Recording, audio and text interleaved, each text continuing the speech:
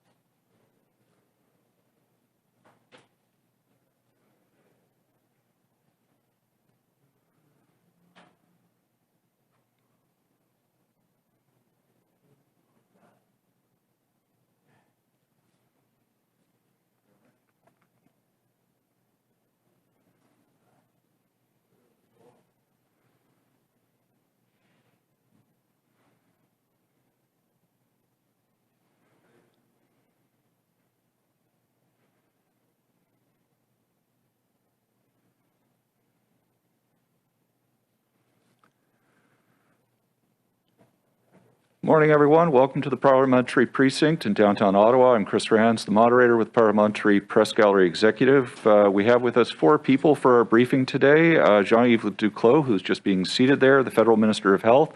In Moncton, New Brunswick, we have the Honourable Dominic LeBlanc. He's the Minister of Intergovernmental Affairs. And virtually in Greater Ottawa, we have the Canada's Chief Public Health Officer, Dr. Theresa Tam, and Dr. Howard New, her deputy. This press conference will last about 60 minutes. If Minister Duclos would begin, please. Good to see you, sir. Would be Minister LeBlanc first. Merci beaucoup, Jean-Yves. Thank you very much, Jean-Yves. Everyone. Across the country, we're seeing an increase in daily COVID-19 cases.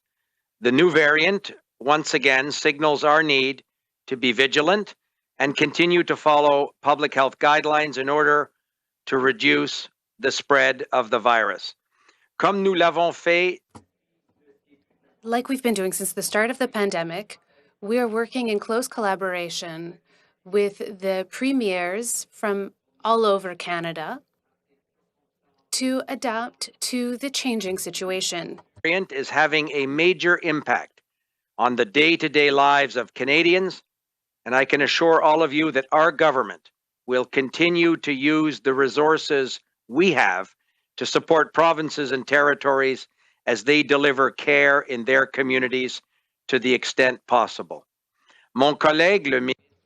My colleague, Minister Bill Blair, is perfectly aware of the challenges that are being faced by the provinces and territories. Hospitals, healthcare workers, and communities are facing increasing pressure. Provincial and territorial governments are trying to manage this situation while challenges are intensifying at the same pace as vaccination and testing campaigns. The federal government will continue to provide millions of vaccines and a record number of testing. Increasing requests for assistance from provinces and territories in the coming weeks. While we will do everything we can to respond, it's important to remember that healthcare ultimately is a provincial and territorial jurisdiction, and we as a government have to efficiently use the federal resources we can bring to bear to fill the gaps that provinces and territories are identifying. We will continue to work with our partners in order to respond to the needs with the tools that we have at our disposal as the federal government. We will do everything possible to protect Canadians. Regularly do.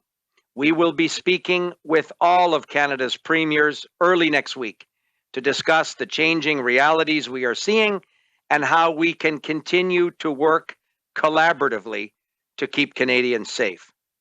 At a time when our healthcare system is under stress, Mr. O'Toole is encouraging people to do things that are adding to that pressure and that will continue to put Canadians and our healthcare workers at increased risk. Almost 2 years into this pandemic, It's hard to believe that Mr. O'Toole still doesn't get it. Vaccines work, and vaccines are the best way out of this pandemic. That's why we put in place mandatory vaccine requirements for federally regulated workplaces and for people wanting to travel by airplane or train. But Mr. O'Toole won't support these requirements, and he won't even ensure that his own members of parliament and senators are vaccinated. His lack of leadership would only force more lockdowns and put Canadians at greater risk. What seems to concern Mr. O'Toole the most is his own future at the helm of the Conservative Party. He is seeking to please the members of his party rather than to support the healthcare workers. Furthermore, he was against supporting people who are doing the right thing, which would protect workers' jobs with our salary supplements. Again, more focused on his own job and appeasing members of his own party than supporting Canada's healthcare workers. On top of that, he opposed supports for people who are doing the right thing, like keeping their workers connected to their jobs through the federal wage subsidy. Our priority has been and will always continue to be working collaboratively to keep Canadians safe. With that, I thank you very much, and I would like to give the floor to my colleague, Jean-Yves Duclos. Merci beaucoup. Thank you very much, Dominique, and hello to everyone who's tuning in. Thank you for being here today. Dr. Tam and Dr. New are joining us also virtually.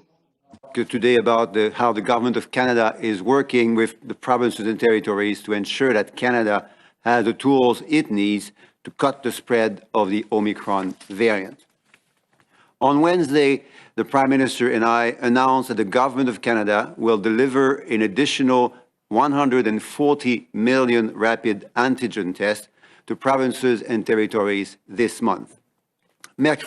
On Wednesday, the Prime Minister and I announced that the Government of Canada would deliver an additional 140 million rapid antigen tests to provinces and territories this month. These tests will be delivered to provinces and territories on a per capita basis and are already beginning to be delivered. Will be delivered to provinces and territories on a per capita basis or already beginning to be delivered. Rapid antigen tests are an important tool to empower individual Canadians to cut the spread of the Omicron variant. These tests enable Canadians to validate their symptoms and take personal action to isolate and reduce the risk to others. Rapid tests remain a first vital line of defense in helping to identify and therefore to reduce the spread throughout the country.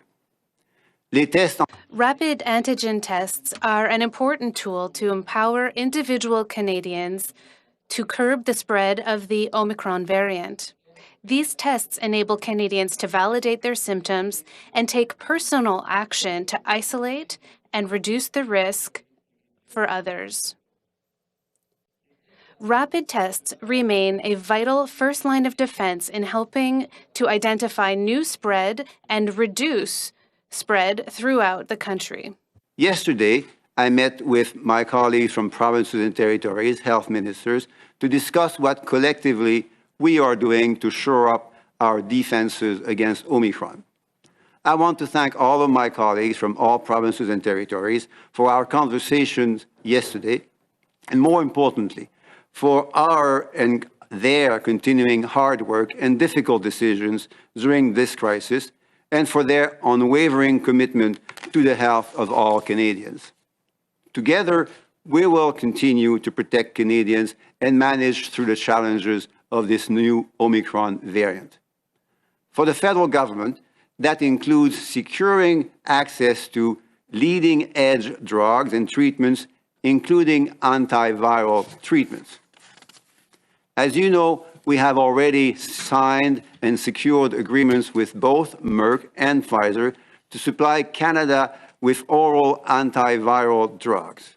I will have more to say about those drugs and about Health Canada's approval process in the coming weeks. Yesterday, I met my provincial and territorial colleagues to discuss what we can do collectively to shore up our defenses against Omicron. I want to thank the provincial ministers of health and territorial ministers of health for our conversation yesterday. And more importantly, I'd like to thank them for their hard work during this crisis in order to, together, protect the health of Canadians throughout the country. Together, we will continue exploring ways in which we can protect Canadians and face the challenges presented by Omicron. For the federal government, that includes securing access to leading-edge drugs and treatments, including what are called antiviral treatments. As you know, we have already signed agreements with Merck and Pfizer, and this happened in December.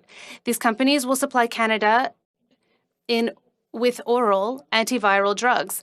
I will have more to say about Health Canada's assessment of these treatments and how they will be used to protect Canadians.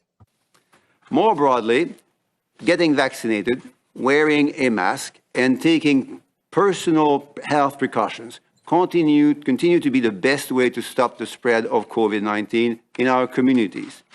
Every Canadian, every one of us, has a role to play, and the vast majority of us have stepped up to do our part. To date, 77% of all Canadians of all ages have been fully vaccinated. Right now, provinces and territories are rapidly rolling out booster campaigns, and more than 8.6 million booster shots have already been administered across the country. I'm also pleased to report that there will be enough doses of the vaccine to give all kids aged 5 to 11 2 doses by the end of this month. If you haven't already done so, I encourage you to roll up your sleeves and get that first, second, or third shot. As the Prime Minister said just Wednesday, it is never too late to do the right thing. I personally got my booster shot just yesterday, and I'm happy to say it was Moderna. Indeed, both Moderna and Pfizer are solid, efficient, and safe mRNA vaccines. Je me permets de le répéter. I allow myself to repeat it. Please, take the first vaccine that's available. Vaccine accessible to you. Nous avons à la fois les outils. We have both the tools and the will to navigate this pandemic safely. But we need you. We need all of you and all of us. Getting vaccinating, wearing a mask, and taking personal health precautions continue to be the best ways to stop the spread of COVID-19 in our communities. Each and every one of us has a role to play, and the vast majority of us has already done their part. To date, indeed, 77% of eligible Canadians of all ages have been fully vaccinated. Right now, provinces and territories are accelerating their booster campaigns, and more than 8.6 million booster shots have already been administered across the country. I'm also pleased to report that there will be enough doses of the pediatric vaccine, so for children 5 to 7, to vaccinate each child with 2 doses. If you haven't already done so, I encourage you to roll up your own sleeve to get your first, second, or third shot. As the Prime Minister said earlier this week, it is never too late to do the right thing. This is obviously a difficult and uncertain time. What we choose to do now will determine our very short-term future. The Government of Canada will be there and is there to support you in your communities and you, colleagues in provinces and territories, as we work together to finish this fight against COVID-19. We all have a role to play as citizens to beat this virus, and we all must do our part. Let's continue to be prudent, continue to take care of one another. And we have the tools to do it, so let's continue to exercise prudence and caution and take care of each other. I will now give the floor to Dr. Tam. Merci, Minister. Thank you, Minister Duclos, and hello to everyone. Last epidemiology update prior to the holidays, COVID-19 cases have continued to accelerate rapidly, with Omicron now predominating and widespread across much of the country. Nationally, the average daily case count has increased by 65% compared to the previous week, with an average of close to 42,000 cases being reported daily over the last 7 days up to January the 5th. Although very high infection rates have challenged testing capacities in many areas of the country, which will underestimate true case numbers, we continue to test and sequence at very high levels to track the spread of the virus as well as monitor variant predominance. At the same time, we're using multiple other indicators such as laboratory test positivity and hospitalization trends that continue to be very useful for monitoring overall disease activity and severity, respectively. Currently, these trends are all increasing as a result of the sheer number of cases occurring with this rapidly spreading variant. For the most recent 7-day period, laboratory testing positivity is estimated at 29%, indicating significant community transmission. Although evidence from ongoing surveillance and recent studies indicates that this risk of hospitalization is lower for Omicron compared to Delta, the sudden acceleration of Omicron and enormous volume of cases is driving severe illness trends. Given current daily case counts are already about 400% higher than the peak of the third wave, it is not unexpected to see daily hospitalizations rising. However, international surveillance suggests that while these trends can be expected to increase with the Omicron surge, severe illnesses are not rising at the same explosive rate as for cases. Presently in Canada, over the past week, an average of close to 3,650 people with COVID-19 were being treated in their hospitals each day, with almost 600 in intensive care units, representing weekly increases of 91% and 25% respectively. During the same period, there were on average 39 deaths reported each day. Currently, we still need millions more Canadians to increase their protection with COVID-19 vaccines, including almost 7 million eligible people who need a first or second dose of their primary series. As well, many others are eligible to get a booster dose to help restore protection that may have waned since their second dose. Moreover, there is accumulating evidence that a booster dose results in better protection against severe illness, including against the Omicron variant that appears to have a higher degree of immune evasion. Booster doses are particularly important for certain groups, such as healthcare workers and those at highest risk of severe illness from COVID-19, including older adults, people with high-risk medical conditions, and people in and from Indigenous communities. Either Pfizer-BioNTech or Moderna mRNA vaccines are effective as boosters, so please feel confident in accepting whichever vaccine is offered to you. As public health authorities continue with vaccination efforts, while closely monitoring local epidemiology for signs of peaking activity in the weeks to come, we can all help by reducing our contacts to get us through this difficult time that much faster. Practically speaking, we need to continue to get fully vaccinated and receive a booster dose when eligible, limit in-person contacts to immediate household members as much as possible, and consistently use layers of personal protection to reduce the risk of exposure and spreading the virus, including wearing a good quality and snug-fitting face mask, maintaining good ventilation, and following local public health advice. This might feel like a double marathon that we didn't sign up for, but despite feeling tired, we should have a sense of achievement for the ground we've covered so far, for staying on track and knowing we can still draw strength from each other to get where we need to go. Thank you. Merci. Megwich. Thank you, Dr. Bonjour à toutes et à tous. Hello, everyone. Since the last epidemiology update prior to the holidays, COVID cases have continued to accelerate rapidly, with Omicron now predominant and widespread across much of the country. Nationally, the average daily case count has increased by 65% compared to the previous week, with an average of close to 42,000 cases being reported daily over the latest 7 days up to January 5th. Although very high infection rates have challenged testing capacity in many areas of the country, which will underestimate the true case numbers, we continue to test and sequence at a very high level to track the spread of the virus, as well as monitor variant predominance. At the same time, we are using multiple other indicators, such as lab test positivity and hospitalization trends. They continue to be useful for monitoring overall disease activity and severity, respectively. Currently, these trends are all increasing as a result of the sheer number of cases occurring with the rapidly spreading variant.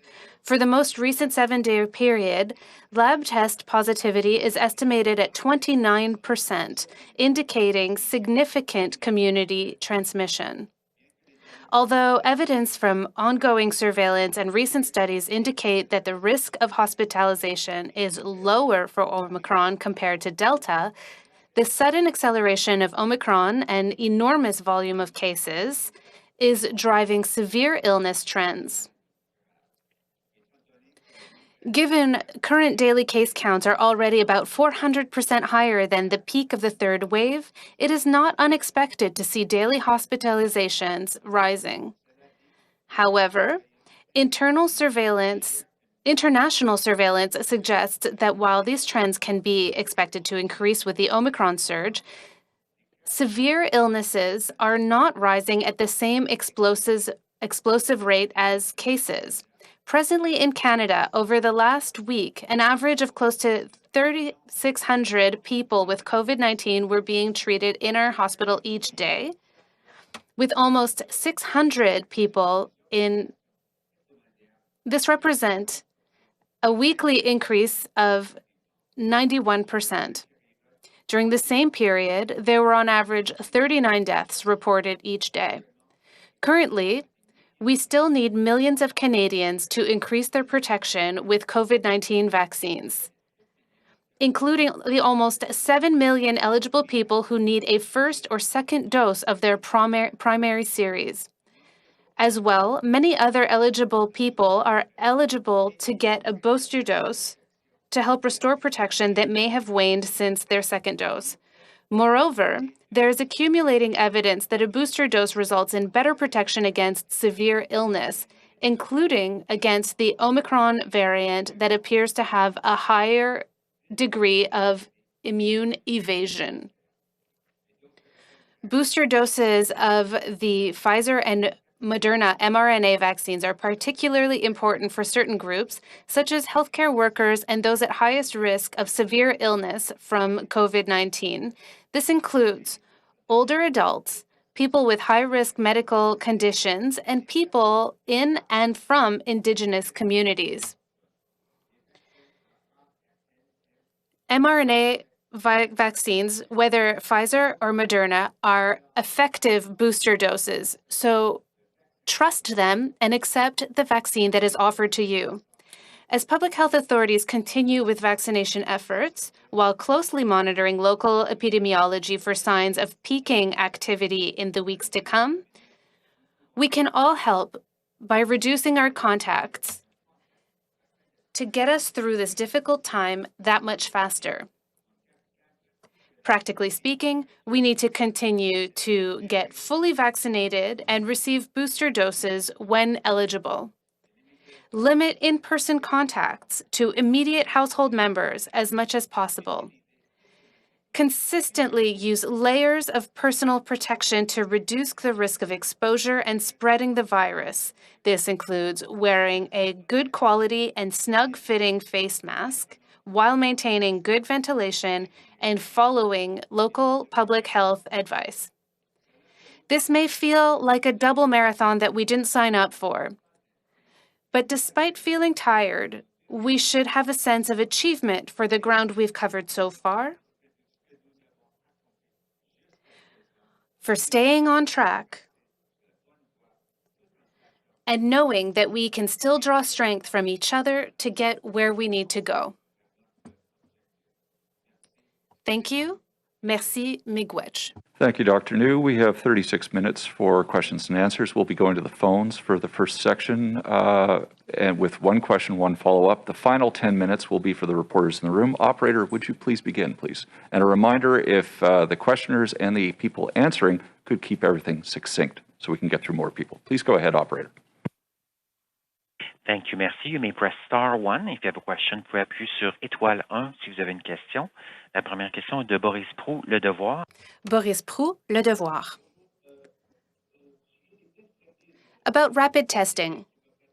In Quebec, deliveries of new tests in January considered a good news, but there's no prediction for February, March, and following. Do you know if deliveries will be the same amount or higher in the months after? Answer. Thank you, Mr. Proulx and Mr. Boris, for the question. 1. We understand that the provinces have this wish of having a better predictability with materials. We also wish this. Our suppliers are facing worldwide supply chain challenges. So we're trying to bring as many tests as possible, as quickly as possible. I understand that my colleagues throughout the country are looking for more predictability. I've spoken with my staff, and I'm working with the Minister of Procurement to see what we can do on that front. We need short-term predictability and also long-term predictability. Yesterday, we started a discussion that will continue in the next days and weeks regarding the distribution strategy for rapid tests. We have 3 main objectives. The first is, of course, to use these tests to meet our obvious public health objectives. The second is to be efficient. We want these deliveries to be quick and predictable, and that they serve public health objectives that are, of course, connected to our economic targets, to maintain our economy. And the third objective is to be equitable. We want to make sure that these tests are delivered to those people who need them the most, knowing that we'll also always have a scarcity of these tests in short and medium term. I'd also say that I have more specific numbers. We're getting 31.5 million tests in Quebec for January out of the 140 millions. In Ontario, it's 54 million. Alberta, 16.2 million tests, and the other provinces will receive tests according to their population. Question. In the introduction, you said that rapid tests were essential. Before the holidays, Minister Freeland said that we had enough for everyone. So do you have an answer to explain why people in your own riding aren't able to get their hands on a rapid test? Answer. Well, before December, we respectfully found that there was very little demand for rapid tests throughout the country. This isn't pointing the finger at anybody. It's just a statement of fact. Things changed in early December with the arrival of the holidays. We knew that people were going to see more people, so provinces and territories advised us that there was a higher demand for rapid tests. In December, we received 5 times more requests for rapid tests that we'd had in the previous months. So we were able to deliver many more tests than the months prior. But with the Omicron variant, we found that even with this increased demand from the provinces, stocks were insufficient to respond to demand. So in January, we will deliver 140 million tests, which is 4 times more than what was delivered in December, which was 5 times more than what was delivered in the months prior. We're working very quickly, especially considering that worldwide supply chains are very fragile with rapid tests. We work daily with our suppliers to make sure that we have the amounts of tests delivered per the deadline.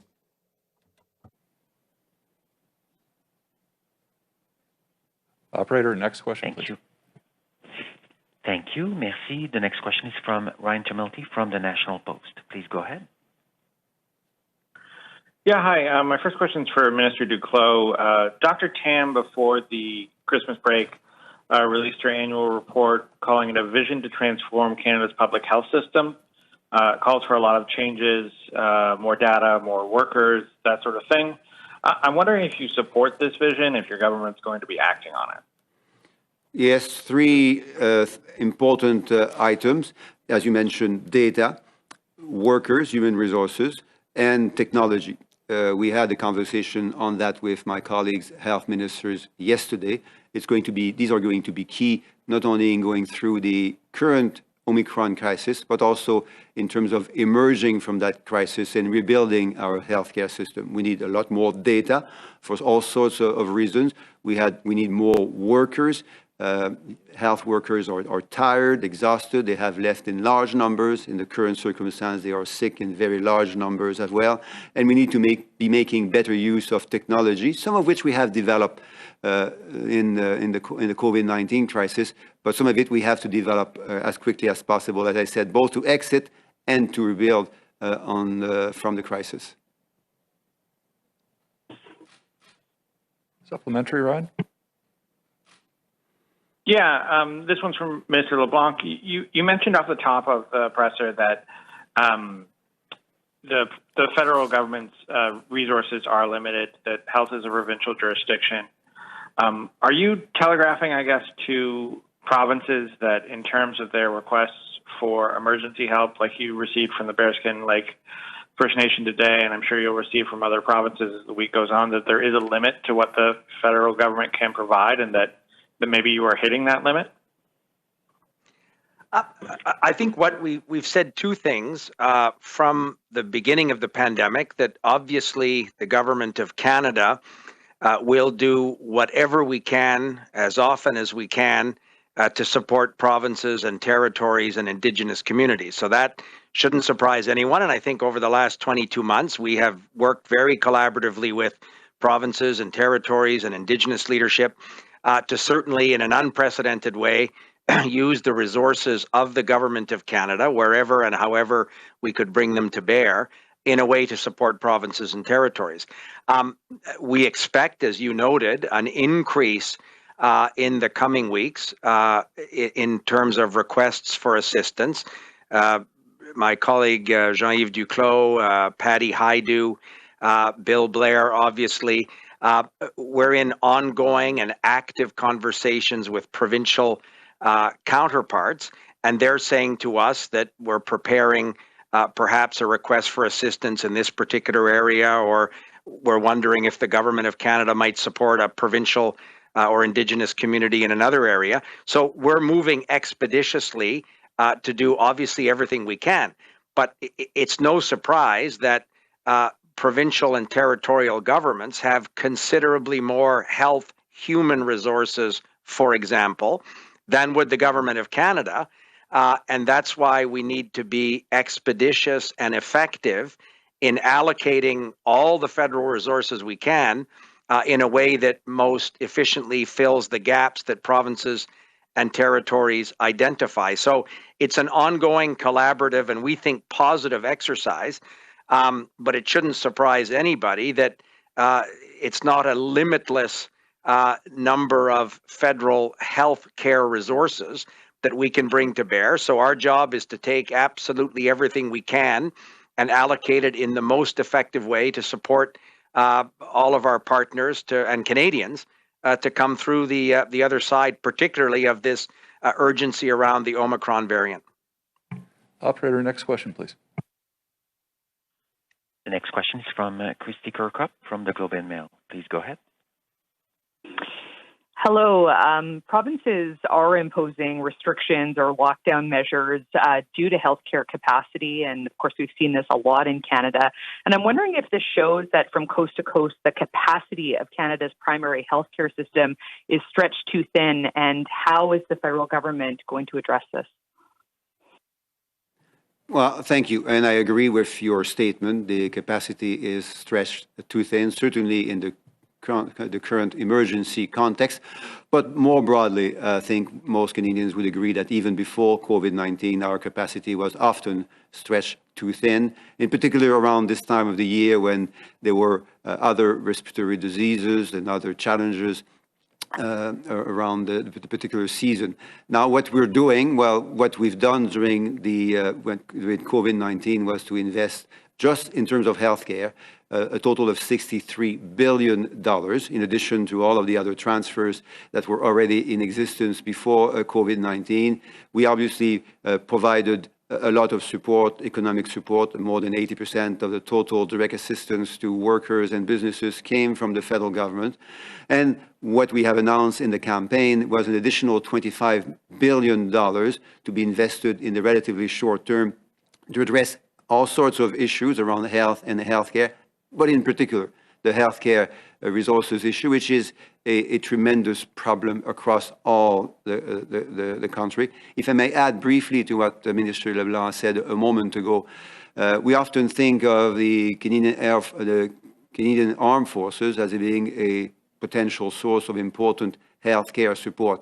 They have a population of about 70,000 personnel to serve. Now, 70,000 is about 8 times less than my own city of Quebec. Quebec City has 8 times more people than that 70,000 personnel that healthcare workers in the armed forces need to be looked after. So that says that we have a very limited amount of healthcare resources, health-trained people in the CAF, and that's why we have to answer in the most appropriate, the most focused, and the most equitable manner when requests are made by provinces for healthcare personnel support. What we can do, and what Minister LeBlanc also mentioned, is to provide vaccines, tests, personal protective equipment. We can provide tracing support. We can provide all sorts of other non-human resources types of assistance. This we have done, I think, quite successfully, and will continue to do in the short and the longer term, as we do our best with the Canadian Red Cross and other partners to also provide, in some specific context, support on health-related human resources. Supplementary, Christy? And yes, thank you. And just as a follow-up, if I may, the other day when you announced the 140 million rapid tests that will be going out to the provinces and territories on a per capita basis, I'm wondering, I fully understand that you have said that the distribution falls into the realm of the provincial and territorial governments. But I'm wondering, do you have any concerns about the equity of access? We've seen, for example, in the province of Ontario, people lining up in minus 20 degrees Celsius for hours on end trying to get access to rapid tests. And I'm just wondering, do you have any concerns about this? And frankly, not a lot of Canadians have the time to line up in frigid, cold temperatures to try and get access to a test that can maybe tell them if they have COVID-19. Thank you.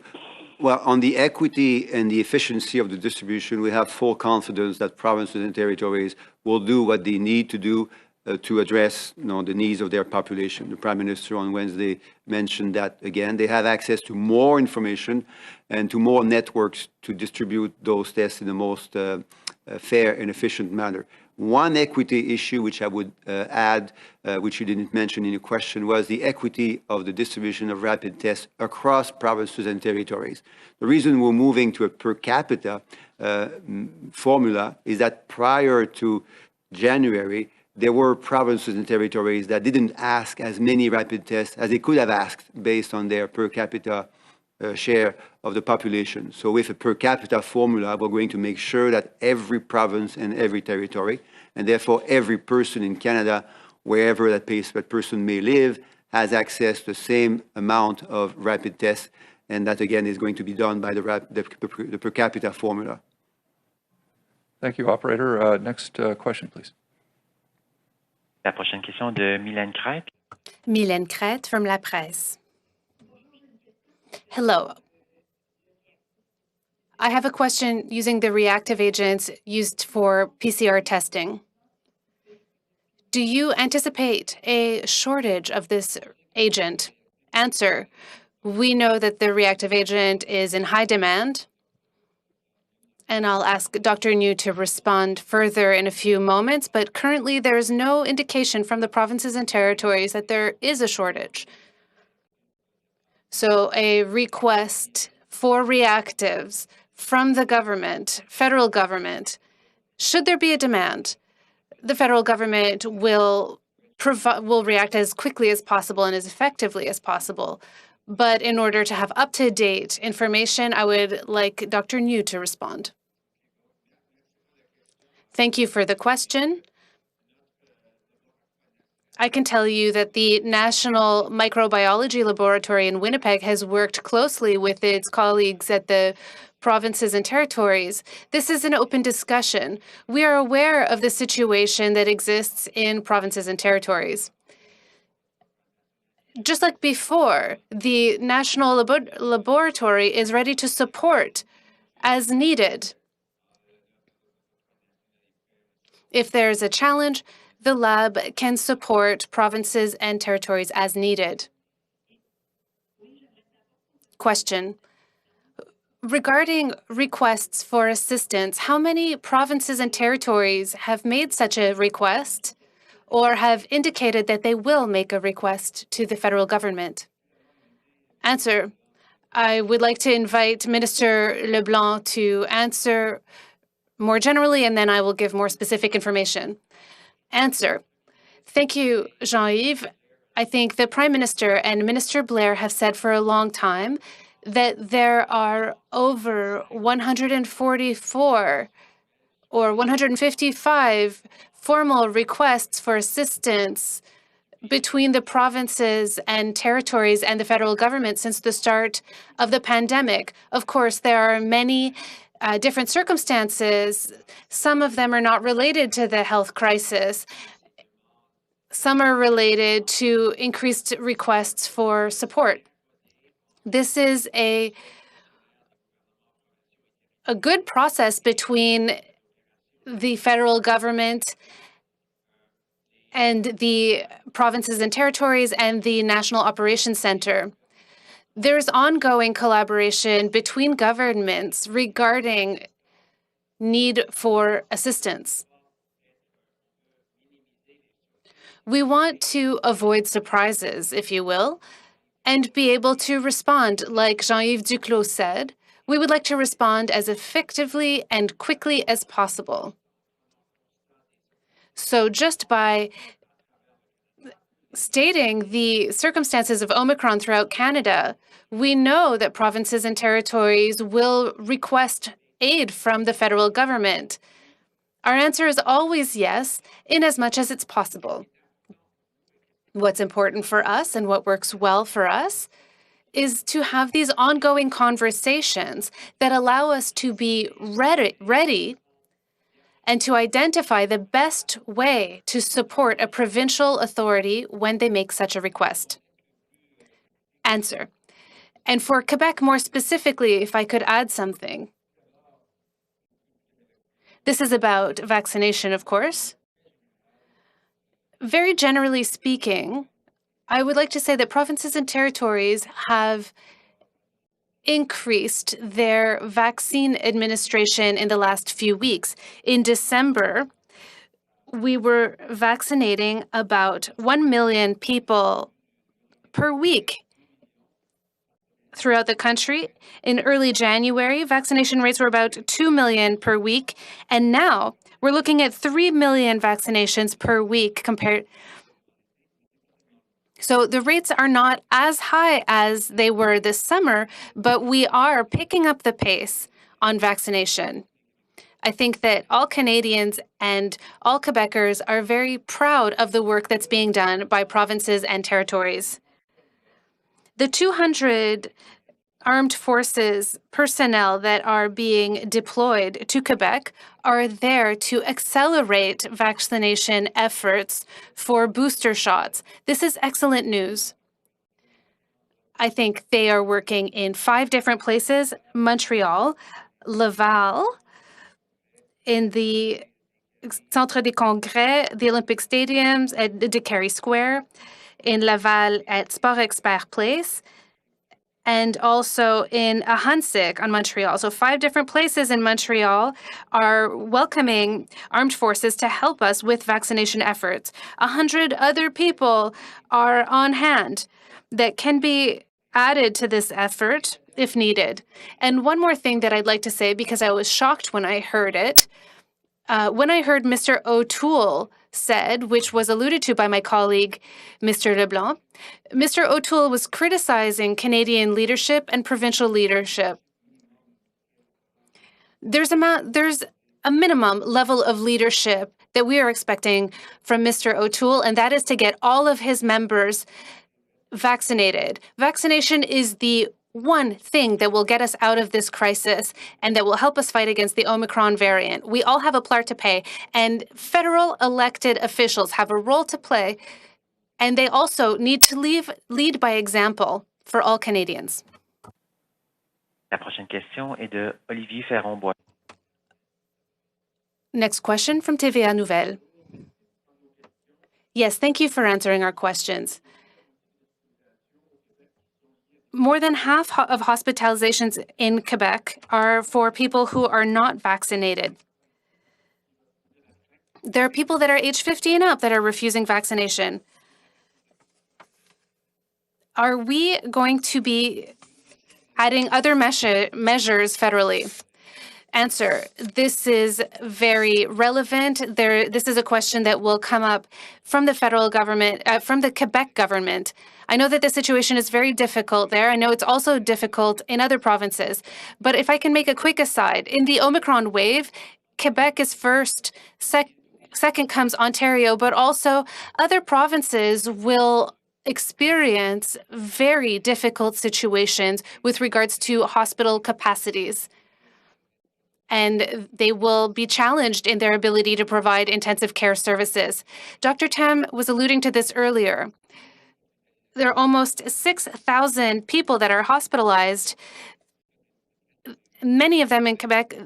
This is the perfect storm that we were talking about at the very start of December, the perfect storm of reduced healthcare workers combined with a considerable increase of people who need hospital care. The number of people infected by Omicron has increased significantly. So the situation is very difficult. I have complete confidence in each province and Quebec in particular to do what needs to be done. We have to emphasize vaccination. This is true for Mr. O'Toole and anyone else who still has doubts about the importance of having everyone vaccinated. Vaccination is what's going to get us out of this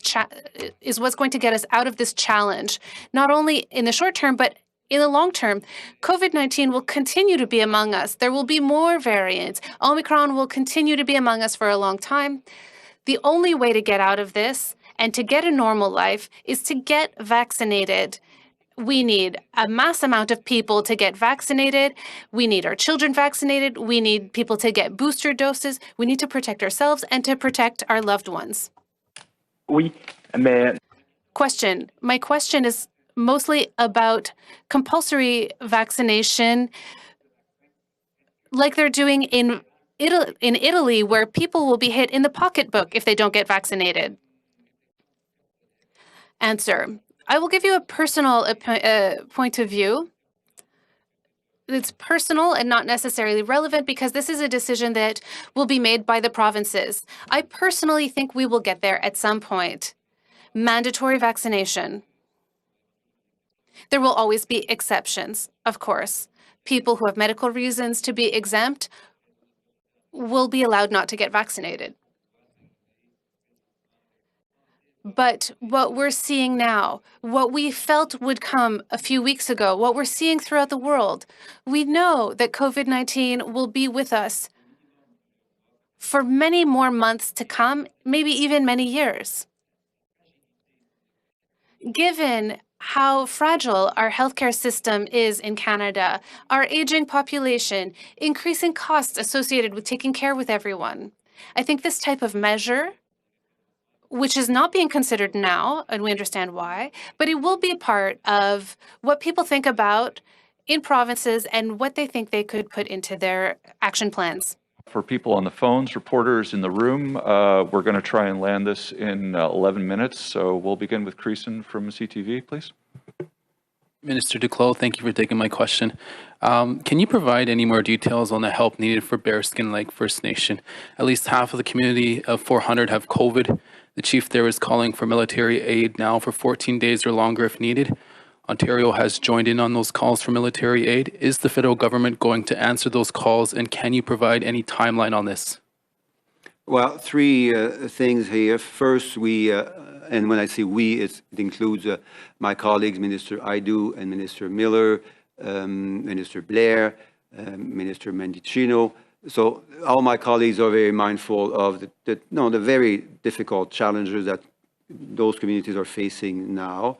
The second thing is that we have had some relative success, and I think most people will say that we have had significant success working with Indigenous communities over COVID-19 in delivering to them the types of support that they need to look after the members of their community. And the third thing is that Minister Aidu in particular is in contact every day with leaders of those communities so that they can be provided with the type of support that they need. And from my part, with the Public Health Agency of Canada, we are also working with Minister Aidu and her team and her department to make sure that they have all the resources, the vaccines, the tests, the PPE, the tracing support, the expert advice that Minister Aidu and her department need to look after Indigenous communities and to help them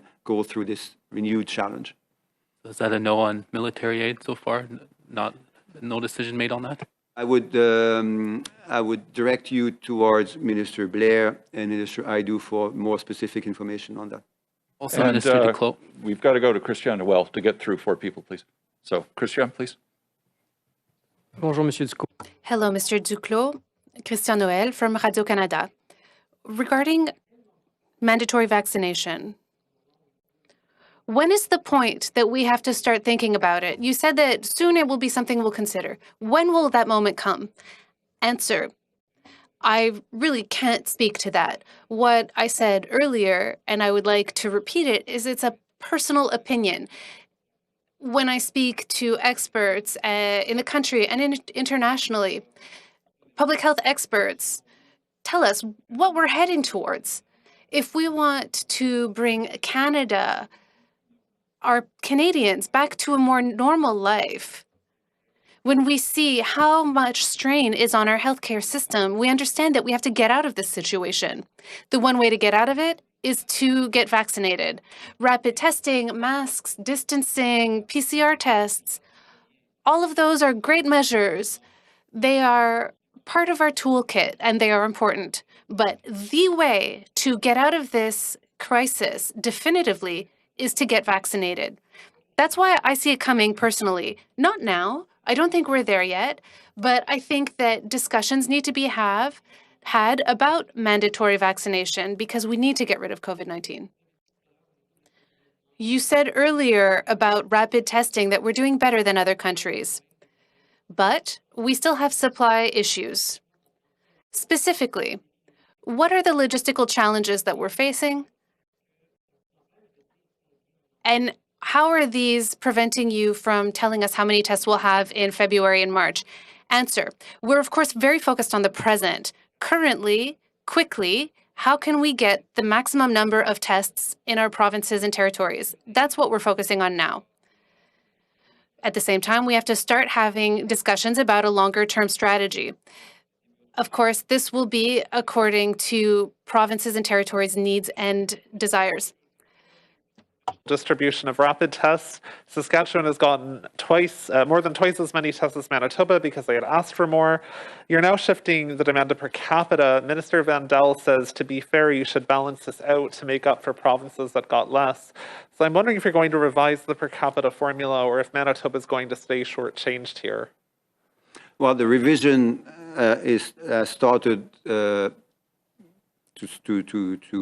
be in place on January the 1st. As of January the 1st, our allocation formula is now a per capita formula, so that we can make sure, as you've correctly and appropriately mentioned, that all provinces and territories, and therefore everyone in Canada, has access to the same number of tests, and that there are no equity issues in terms of interprovincial considerations.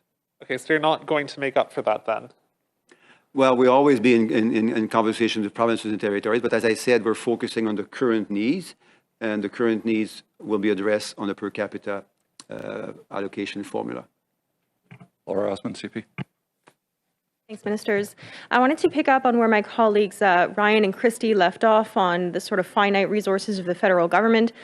We've never seen all provinces be so stressed at the same time. We know these requests are coming. We know our resources are finite. So what is the plan when we simply run out of resources? Is it up to provinces to sort of model it out at that point? Or what can you do in the meantime to try to fill that gap?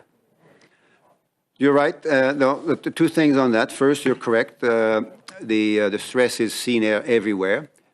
Second, this being said, the stress is being seen a bit earlier in some provinces than others. And there are two consequences for that. The first one is that Ontario and Quebec in particular, that's where the greater stress is currently found. Those two provinces are going through a very difficult time.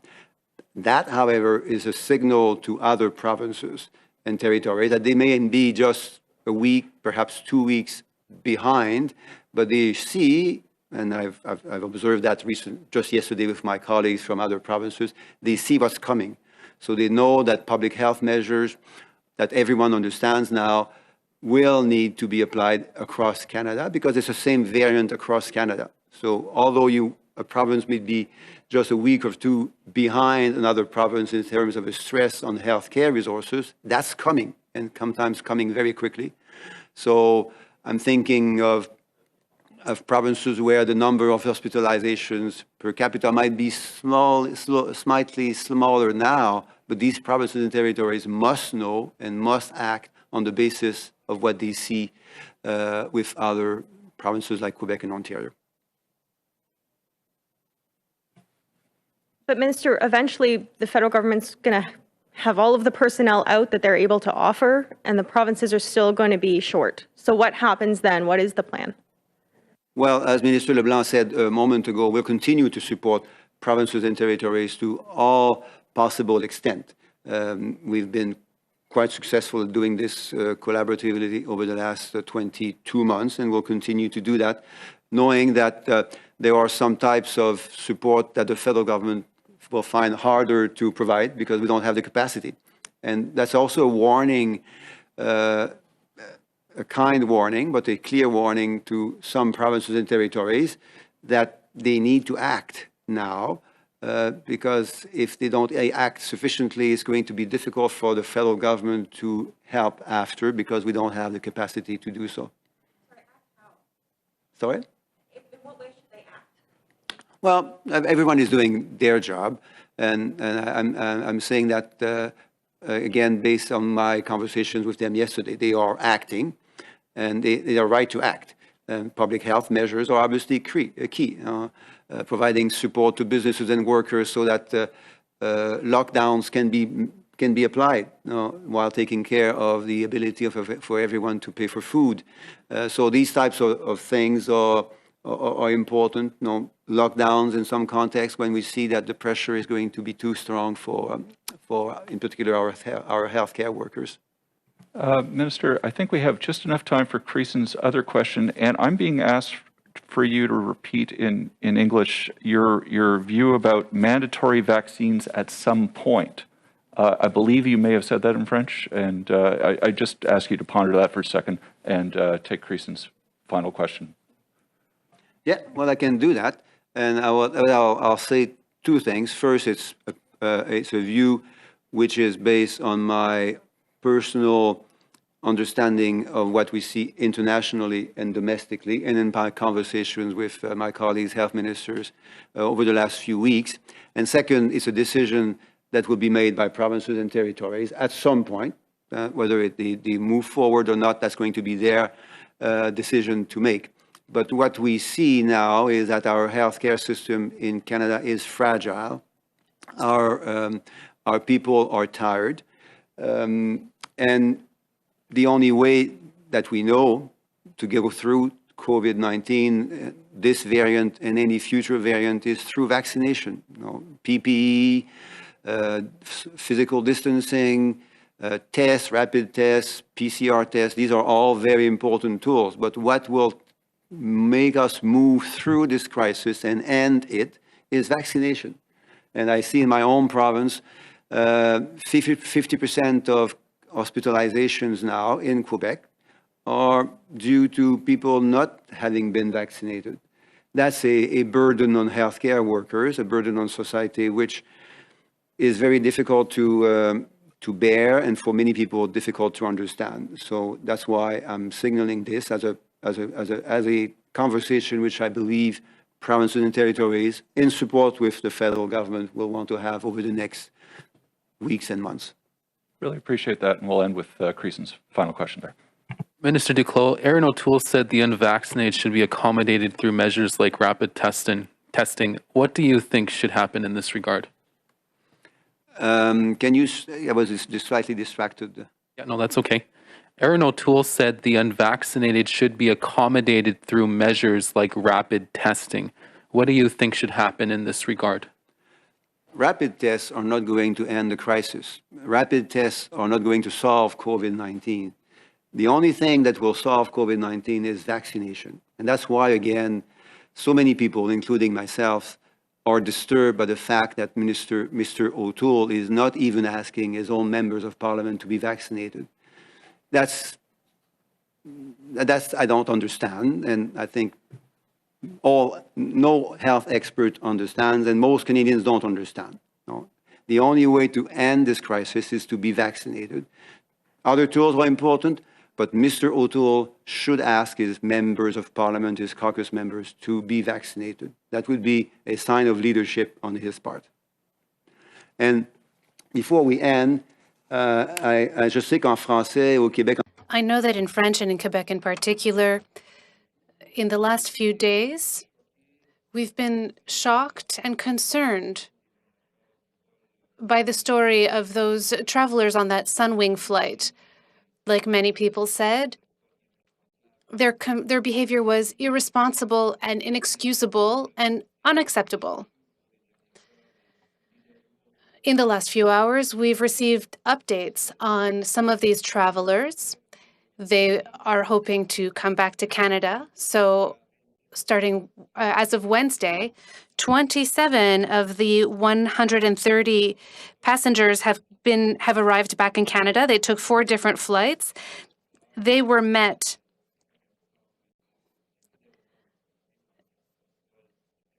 at those 4 airports. They were intercepted and interrogated at the air border. They were all tested on arrival. Respecting public health advice was enforced. We checked their vaccination status, their PCR test results, and their quarantine plans. The Sécurité du Québec contacted Public Health Agency of Canada to obtain contact information for these travelers to make sure that they are following their quarantine plans. Also, their files have been referred to the Government of Quebec for penal and criminal issues because this is provincial jurisdiction, and they will have to follow up on these infractions.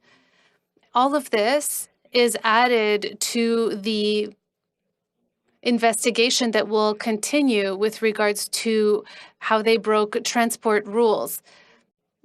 There are public health rules, but there are also Transport Canada rules. If we see the images that were shared, Transport Canada rules were broken.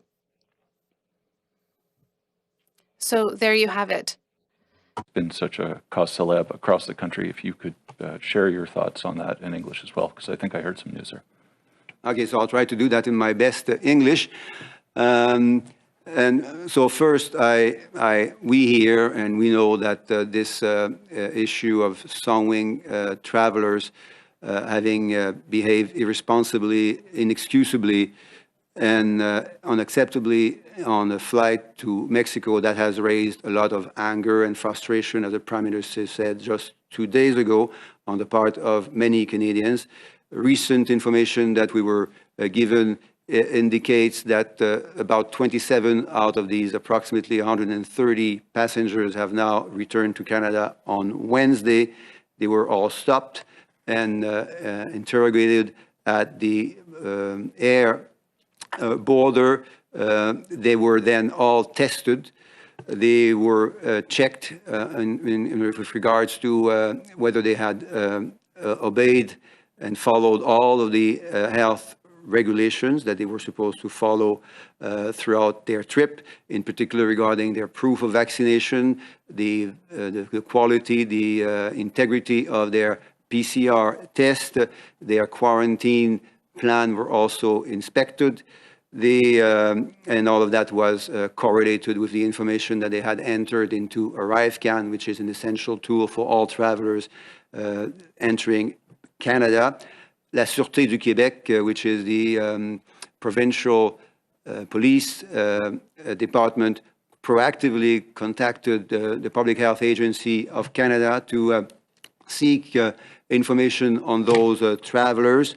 The contravention files that were issued for some of these travelers were sent to the government of Quebec through their legal authority and team, and that's in addition to the ongoing investigation and possible prosecution that Transport Canada and other agencies will continue to pursue. Minister, I really appreciate your briefing today. Doctors, thank you. Thank you to Minister LeBlanc and Moncton, and this completes this news conference and briefing from the Parliamentary Precinct in downtown Ottawa.